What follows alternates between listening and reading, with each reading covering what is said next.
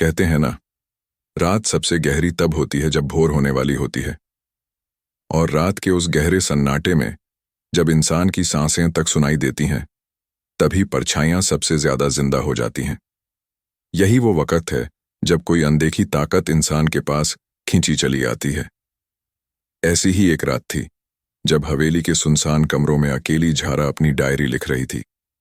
बाहर बरसात हो रही थी, हवाएं टूटे हुए दरवाजों को थपथपा रही थीं। बिजली गुल थी और टॉर्च की पीली रोशनी में उसका चेहरा थका हुआ लग रहा था।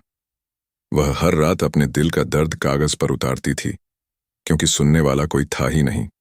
माँ बाप कब के चले गए थे, रिश्तेदारों ने भी मुंह मोड़ लिया था। उसके पास बचा था तो बस यह पुराना मकान, जिसे लोग हवेली कम अभिशाप ज्यादा मानते थे। लोगों का कहना था कि इस हवेली में साया है, कोई अनदेखा बंधन जो सदियों से कैद है। लेकिन झारा हमेशा इन बातों को अफवाह मानकर टाल देती थी। हालांकि उसके दिल के किसी कोने में हमेशा हल्की सी दहशत बनी रहती। उस रात जब घड़ी ने 12 बजाए, उसने पहली बार महसूस किया कि कमरे में कोई और भी है। पहले तो उसने सोचा हवा का बहाव होगा, मगर ठंडी लहर खिड़की से नहीं आई थी। उसे लगा जैसे दीवार के आर पार से गुजरकर किसी की मौजूदगी ने उसे छू लिया हो। उसकी गर्दन में झुरझुरी उठी और उसने कांपते हुए पीछे मुड़कर देखा। अंधेरे के कोने में 2 लाल अंगारे जैसे चमक रहे थे। कौन है? उसने आवाज दी, मगर उसकी आवाज बहुत हल्की थी। अंधेरा हिला और धीरे धीरे एक लंबा साया सामने आया। उसका कद इंसानों से ऊंचा था, छाती चौड़ी थी और चेहरे पर अजीब सी चमक थी। उसकी आंखें ऐसे जल रही थीं जैसे उनमें सदियों का गुस्सा और तड़प कैद हो। डरो मत। आवाज भारी और गहरी थी, जैसे धरती की तह से आ रही हो। मैं तुम्हें नुकसान पहुंचाने नहीं आया। झारा के होंठ सूख गए। वह पीछे हटना चाहती थी, मगर उसके पैर जमीन में जैसे ढंस गए थे। उस साय ने कहा, मेरा नाम आयान है। मैं कोई इंसान नहीं, मैं एक जिन्न हूं। झारा की रगों में खून जम सा गया।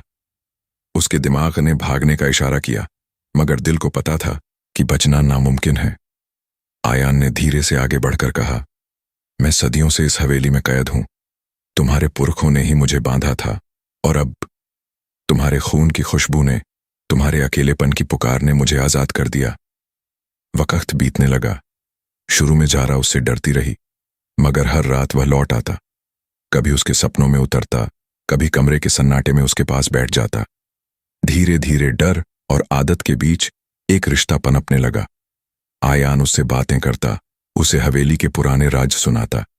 उसने बताया कि कैसे झारा के खानदान ने जिन्हों के साथ सौदे किए थे, और उसी सौदे की वजह से वह इस जगह बंधा हुआ था।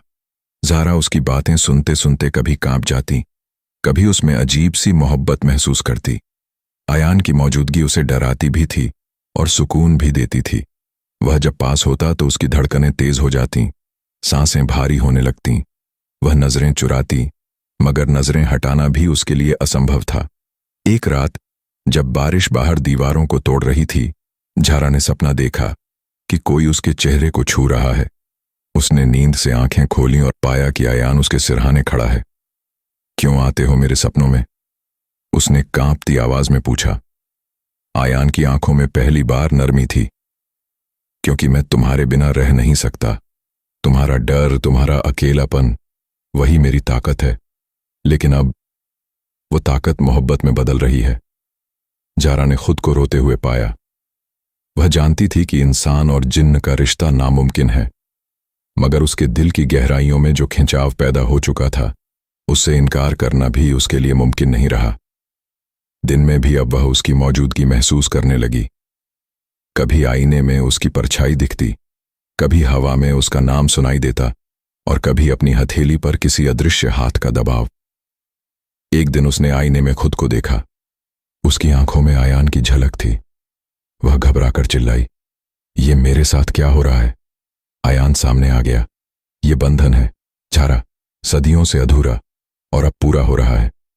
उस बरसाती रात हवेली के कमरे में सिर्फ मोमबत्ती की रोशनी थी।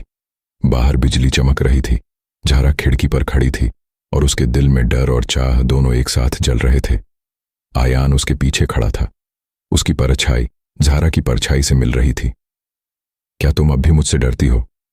आयान ने फुसफुसाकर पूछा। झारा ने आंखें बंद कर लीं। डरती भी हूं और शायद तुम्हारी तरफ खींचती भी हूं। आयान ने उसके चेहरे को अपनी ठंडी हथेलियों से थाम लिया। छुअन बर्फ जैसी